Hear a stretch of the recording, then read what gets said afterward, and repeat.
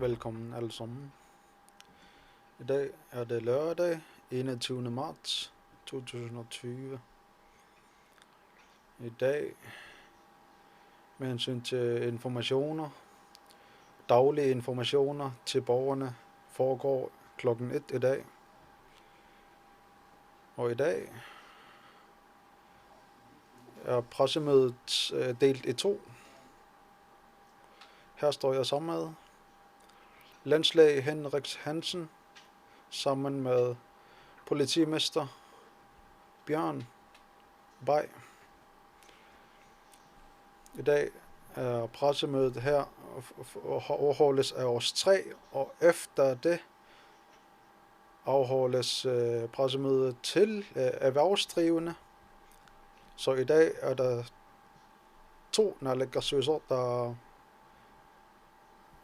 præsenterer. Det er Jes Vane og Vitus Røyakitsorg. Velkommen.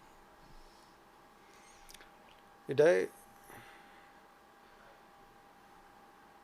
til dagens indtil i dag har vi fået 42 resultater fra prøver og undersøgelser, og samtlige er negative.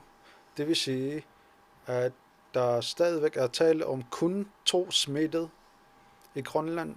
Så vil Henrik lige uddybe det.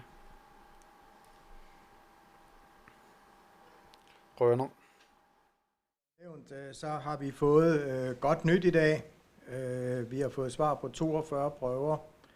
Hovedparten er her fra Nuuk, men der er også prøver fra spredt ude på kysten. Og de er alle negative, og det betyder, at nu har vi samlet taget 83 prøver her i Grønland, og der har kun været de her 2 positive. Det, der er rigtig godt ved det her lige nu, det er, at vi er nu meget sikre på, at vi ikke har en udbredt smittespredning i selve Nuuk. Vil der have været det, så havde vi fanget det nu. Vi får testet endnu flere. Vi mangler svar på yderligere 86 prøver, som kommer her de nærmeste dage. Hovedparten af dem er også her fra Nuuk. Men det er rigtig godt, at vores inddæmning, den på nuværende tidspunkt virker. Og det skal vi holde rigtig godt fast i. Så det er godt nyt, at vi ikke står i en situation, hvor der var udtalt smittespredning i blandt andet blandt de kontakter, som vi har fået undersøgt, som kommer ude i universitetsmiljøet. Så langt, så godt. Det betyder også, at vi fortsætter hårdt med vores inddæmningsstrategi.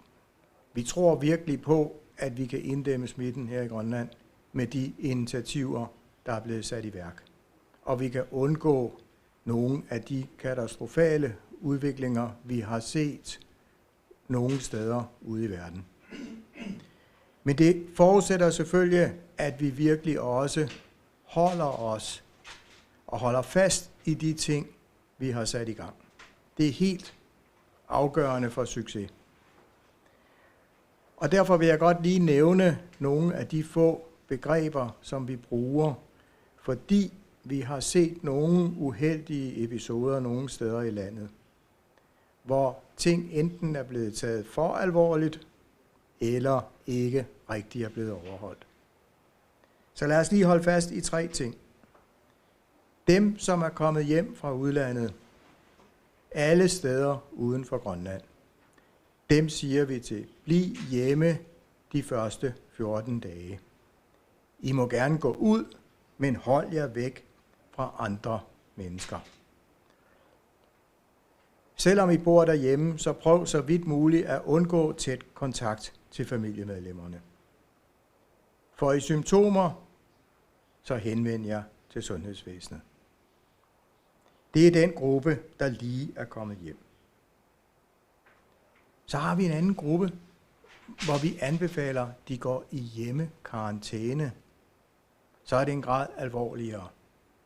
Det er dem, som har været udsat for kendt smitte, eller vi i hvert fald har været udsat for noget, som vi med ret stor sikkerhed tror kan være smitte.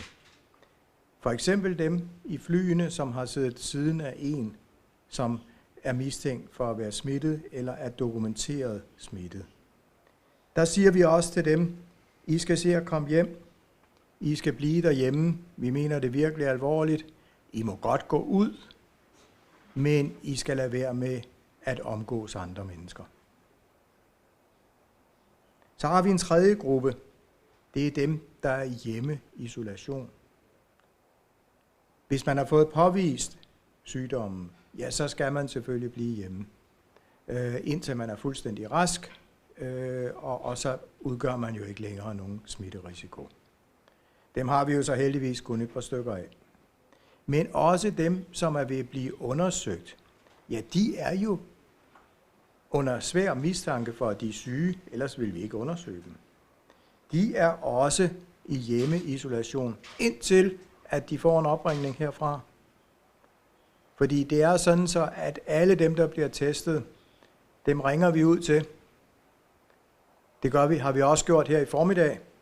Der var nogle få stykker, vi ikke kunne få fat i, men det var ganske få.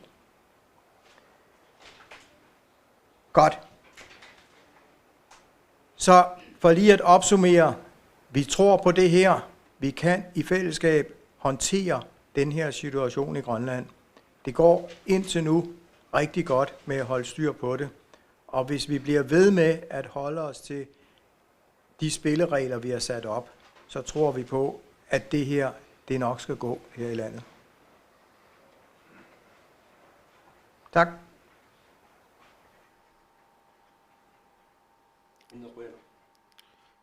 Tak til Henrik. Det er glædelig nyhed for os alle sammen. Vi er jo alle sammen berørt af det, og vi alle sammen står og er spændt for, hvad der kan ske i Grønland. Og selvfølgelig skal vi alle sammen stå sammen, og det er for at beskytte vort land og vores familier, vores venner. Og vi skal, uanset hvad, følge disse anbefalinger. Og hvis vi følger disse, så undgår vi spredningen af dette coronavirus. Og det er for at beskyttelse for vores ældre og os selv. Og derfor skal vi uanset hvad følge disse anbefalinger. Det er en kraftig ønske fra vores side. Det, der er tale om, det er, at man vasker hænder. Når man nyser eller hoster, så gør det ved ærmet, ved albuen. Vi skal ikke spytte på gaden. Vi skal ikke give hinanden hånd. Og krammer skal vi helst undgå. Det er ikke kun for os selv, men det er for de andre medborgere. For at undgå, at det får den her virus. I går blev der indstillet al flyvning til og fra Grønland. Og disse flyvninger og transport er vi fuldt i gang med at udarbejde andre planer og handlingsplaner. Næste uge vil vi præsentere omkring vejledning og handleplaner for transport. Med hensyn til fiskernes mulighed for salg, skal det foregå under vejledninger og instrukser. Det er muligt at sælge fisk til byer og bygder uden for Nuuk. I forhold til Nuuk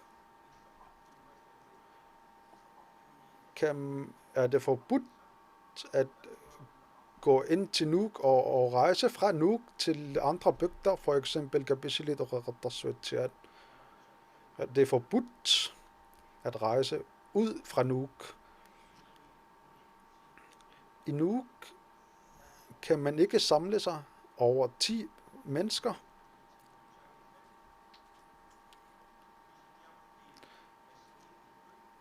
Forskellige butikker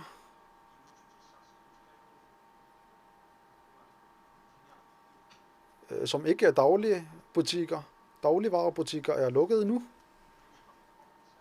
indtil andre instruks. Et nyt begreb eller ord.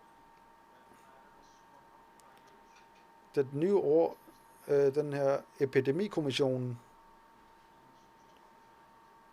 indtil det giver et nyt anbefaling eller tiltag. For dem, der forholder sig uden for Nuuk, er epidemikommissionens anbefalinger er, at man ikke er mere end 100 mennesker, og det er en kraftig anbefaling, at man rejser til andre byer eller bygder. Derudover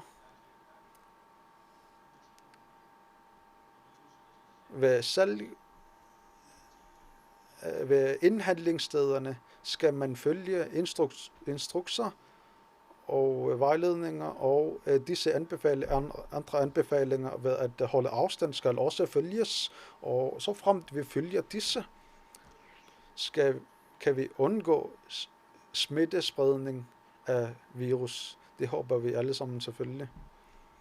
Nu vil Bjørn få ordet. Tak for det. Jeg kommer lige fra en briefing med mine kolleger i vores vagtcentral, og de fortæller mig, at der i Grønland sådan helt generelt de sidste 24 timer har været ganske fredeligt og roligt. Der har været nogle enkelte episoder hister her i relation til corona-indsatsen, men i det store hele har det været meget roligt.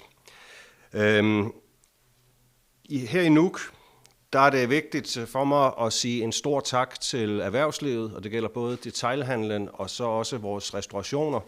Vi har i politiet oplevet et virkelig, virkelig godt samarbejde med de her erhvervsgrupper, og ikke haft nogen som helst udfordringer i nattelivet i relation til restaurationer, der skulle holde lukket. Det skal både restaurationsejerne og befolkningen have meget, meget stor ros for. Vi skal også være opmærksom på, at i Nuuk, der har vi jo udrejseforbuddet, som der blev nævnt, og vi har også forsamlingsforbuddet på de her maks 10 mennesker, der må forsamles. Og vi har endnu ikke haft nogen som helst grund til at skulle skribe ind politimæssigt over for forsamlinger. Folk har virkelig god forståelse for de her regler. Men jeg nævner det alligevel, fordi som landslægen siger, så er det altså vigtigt, at vi kan blive inde i det her positive forløb, vi har nu. Og det er afgørende for indsatsen, at folk de overholder de her regler. God nok.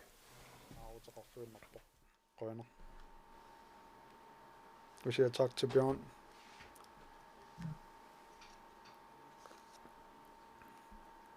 I vores pressemøde her, vi har afsluttet. Der er selvfølgelig nogle andre måske, der har spørgsmål, men vi skal alle sammen som befolkning være med til at bekæmpe coronavirus. Så skal vi stå sammen for at beskytte vores ældre, vores familier, vores medborgere og andre. Vi skal gøre en ekstra indsats, så vi skal tage os frem i fronten og følge alle disse anbefalinger. På den måde kan vi opnå målet med at bekæmpe coronavirus. Så på den måde, så derfor skal vi alle sammen hjælpe hinanden og samt at vi følger alle disse anbefalinger fra myndighederne. Vi ved jo ikke, hvad der kan ske.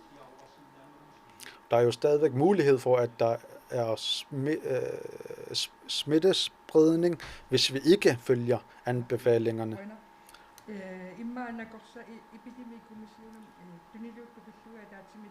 Måske er det fra Epidemikommissionen med hensyn til forholdere. Det bor jo nogle ret spredt i Sydgrønland, men det har alle sammen nogle små veje, hvor man kan nå hen til forholdene, og nu er det fuldt i gang med at avle lam. Og kan man måske uddybe, hvilken forhold det skal have i forhold til retningslinjer til forholdene? Ja, nu ligger alle forholdene jo uden for Nuuk. Og det gælder jo for alle områder uden for Nuuk, at det vi fraråder på det kraftigste, det er alle rejser mellem de beboede områder. Og det gælder også rejser til og fra et forholdersted. Men selvfølgelig, du har ikke nødvendigvis butik et forholdersted, og du bliver nødt til at have din forretning kørende. Du bliver nødt til at skulle ud og arbejde med dine får, og du bliver nødt til at skulle have dem på slagteriet, og du bliver måske også nødt til at have besøg af en dyrlæge og andre i ny og næ. Det er en del af driften, og det er samfundskritisk, at vi holder gang i det. Så forholderne, så længe de tænker over, om det er nødvendigt, de tager ind til den nærmeste by, så længe folk tænker over, om det er nødvendigt, at de tager ud til forholderstedet, så kan det godt lade sig gøre.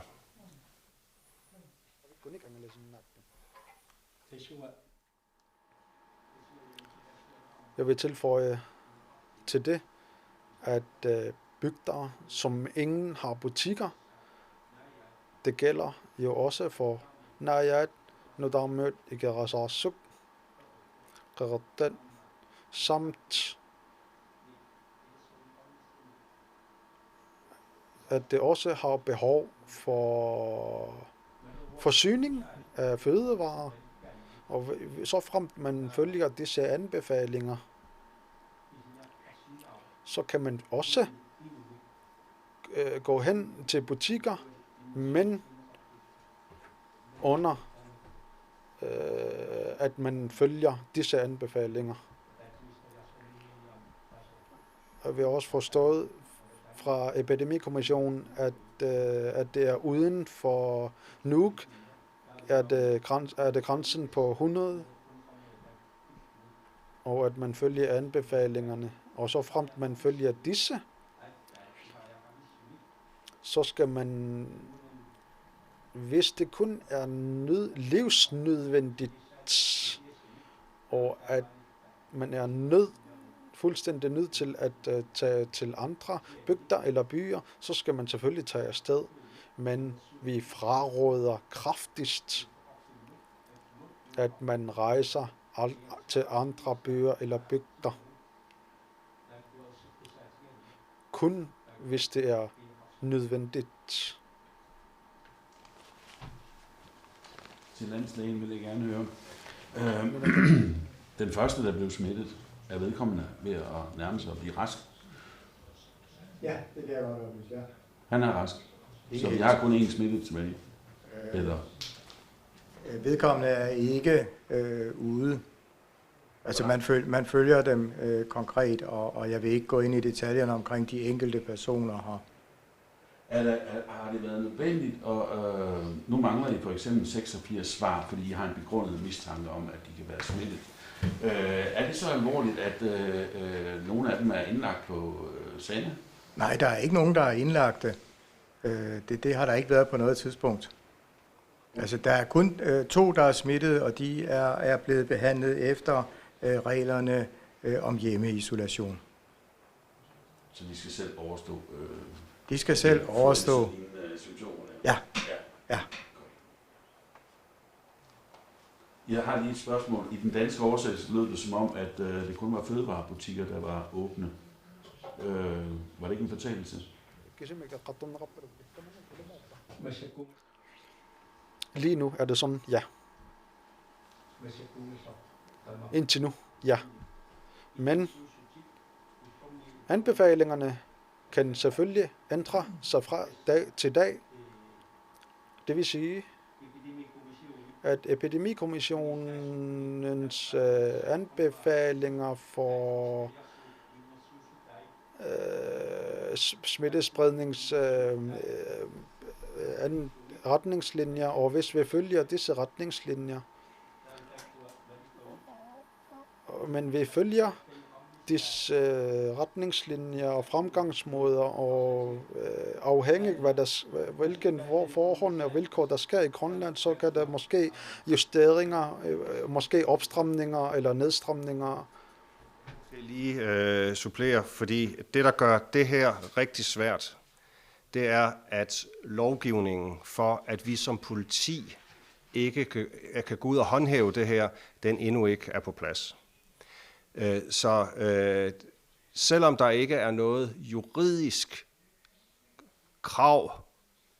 lovkrav om, at forretningerne, de skal, hvordan det er fastsat, så er det sådan lige nu, at det, vi har sagt, det er, at du godt må holde de almindelige forretninger åbne i byen.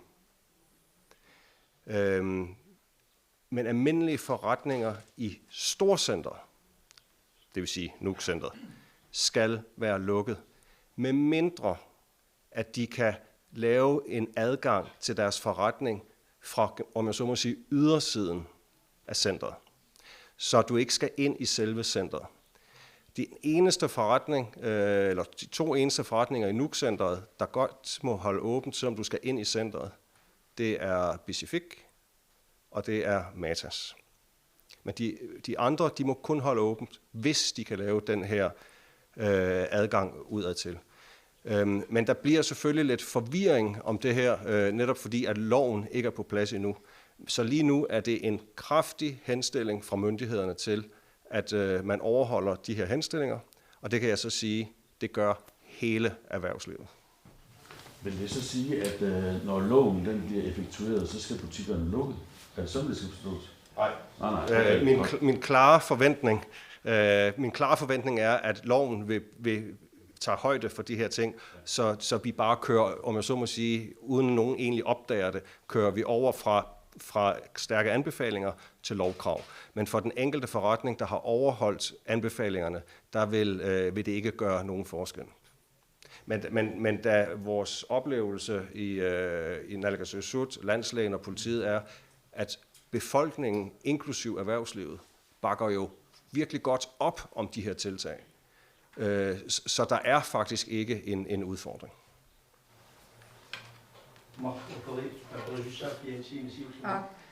To spørgsmål. Spørgsmål til politimester. Du nævnte, at vi har holdt os roligt, og du sagde, at du tog godt imod, at vi har fulgt anbefalingerne. Men for eksempel i Nuuk,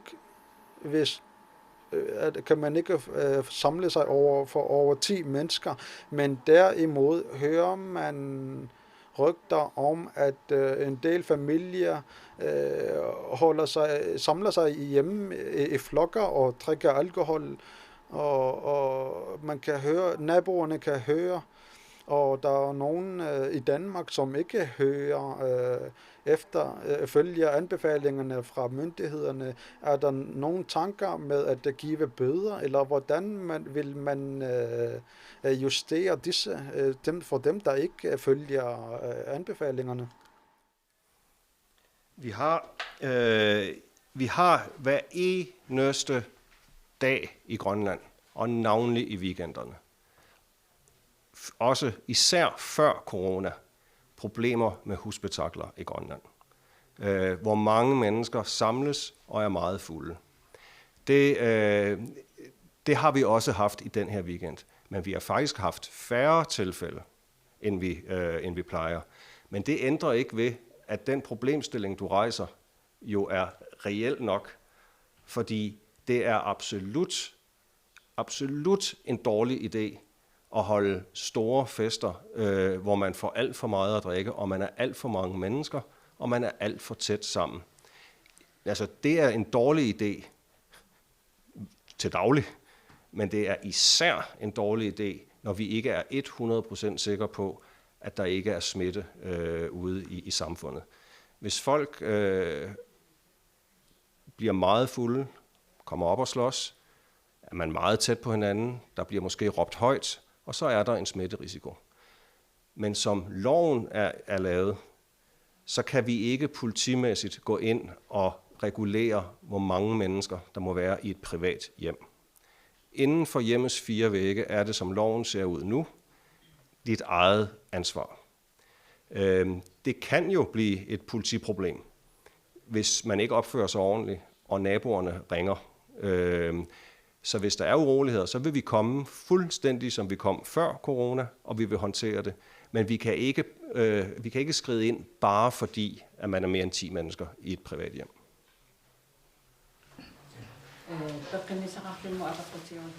Et spørgsmål til landslægen, da vi fandt ud af, at der var 2 smittede. Hvad har virksomheden givet det til sundhedsvæsenet?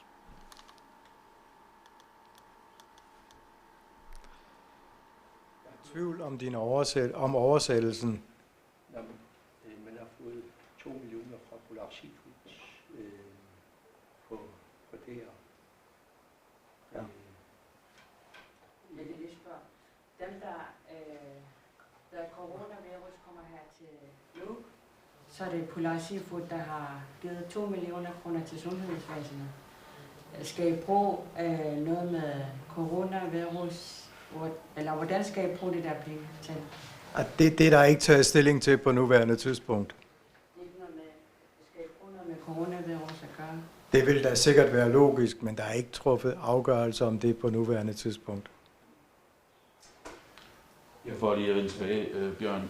Har der været i Epidemikommissionen overvejelser om at indføre et alkoholforbud for at komme den samfundsgruppe og de problemer, der optræder der, til livs? Altså, drøftelserne hører ikke til i Epidemikommissionen efter den måde, epidemiloven er udfærdiget. Alkohollovgivningen vil være et spørgsmål for naalakkersuisut. Og det kan være et tiltag. Og hvorvidt det her tiltag det sådan bliver overvejet nu eller ej, det tror jeg egentlig godt, jeg vil lade være med at svare på nu. Det er med i overvejelserne i værktøjskassen. Men om det nogensinde bliver aktuelt, det må vi jo se på udviklingen.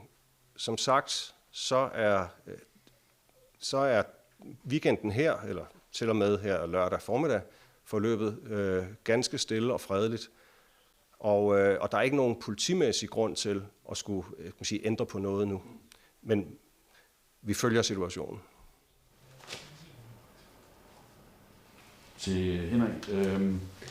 Er der nu etableret en daglig faktlinje med de her test til Statens Serum Institut? Ja, det er der. Det er der. Så vi forudsætter, at vi kan blive ved med at teste på det ret høje niveau, vi har gjort indtil nu. Der, hvor vi har lidt transportproblemer, det er på kysten. Og det er selvfølgelig ikke overraskende, fordi der er ikke blevet sat ekstra fly ind for at hente prøver på nogle få meget fjerne destinationer.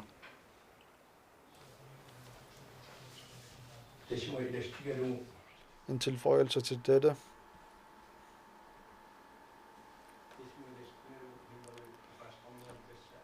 Efter Henriks udmeldinger skal vi til næste uge, mandag og tirsdag, har vi i forhold til Air Greenland, Norland Air og Disco Line, vil vi præsentere. Vi forventer, at vi uddyber disse præsentationer med hensyn til, hvordan man vil nå til bosteder, med hensyn til transport, da vi har en forsyningspligt. I dag afslutter vi pressemødet omkring covid-19. Her, dem der står her, jeg beder jer, befolkningen, at uanset hvor meget vi har lyst til at være sammen med familierne eller børn og venner, så bliver vi altså nødt til at følge anbefalingerne. Så derfor skal vi følge disse anbefalingerne, og med hensyn til at være hjemme, at blive hjemme, og karantæner skal følges. Det er vores ønske, for det er jo ikke alle, der er sunde og raske. Vi har jo nogle medborgere, der er ældre og svage, så derfor skal vi følge anbefalingerne. Så vi siger tak alle tre, så er det naalakkersuisoq for erhverv og naalakkersuisoq for finans, der vil præsentere omkring hjælpepakken til erhvervslivet. I morgen kommer der også endnu en pressemøde.